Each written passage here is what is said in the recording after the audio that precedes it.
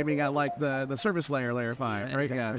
There you go. The old OSI model was the 7 layers and like the application layer up here and like this session layer and like right at that where a service mesh sort of sits in between the underlying infrastructure and then the app and so the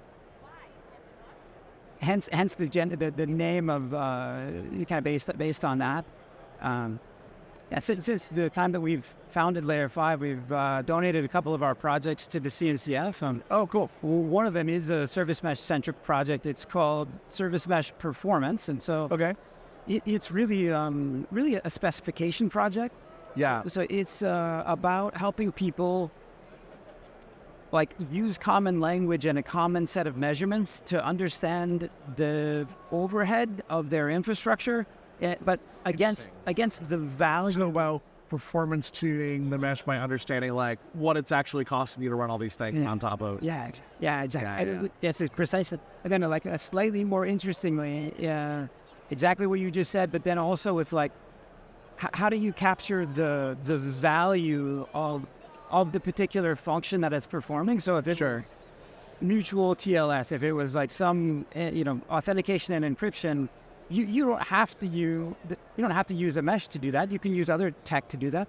And so should you use one or the other, and this specification helps provide kind of an even playing field or like a neutral measurement. Where you can kind of make some sort of more informed decision than like that was one of the vibes of this service.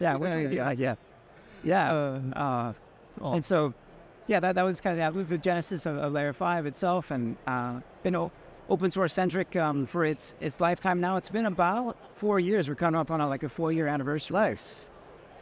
We've been doing you're with Equinix. We've been doing a number of things with the Service Mesh Performance project in Equinix data centers. Actually, excellent.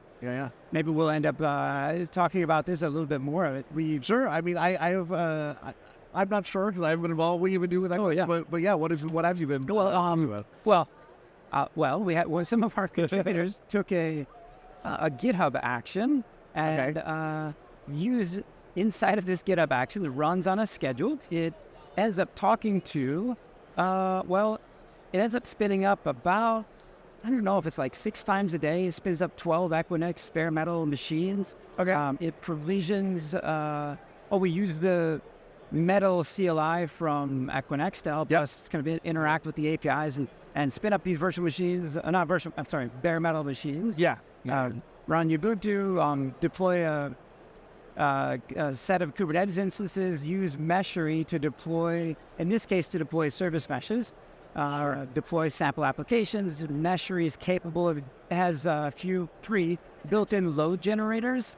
Sure. Once the Kubernetes is up and your apps are up, it will hammer the services with a bunch of network-based load, measure the latency, measure the throughput, statistical analysis, capture all that, put it back over here into a public-facing dashboard for all of us to consume and understand, the differences between, basically what we were just talking about. Sure, doing comparison testing and that sort of thing.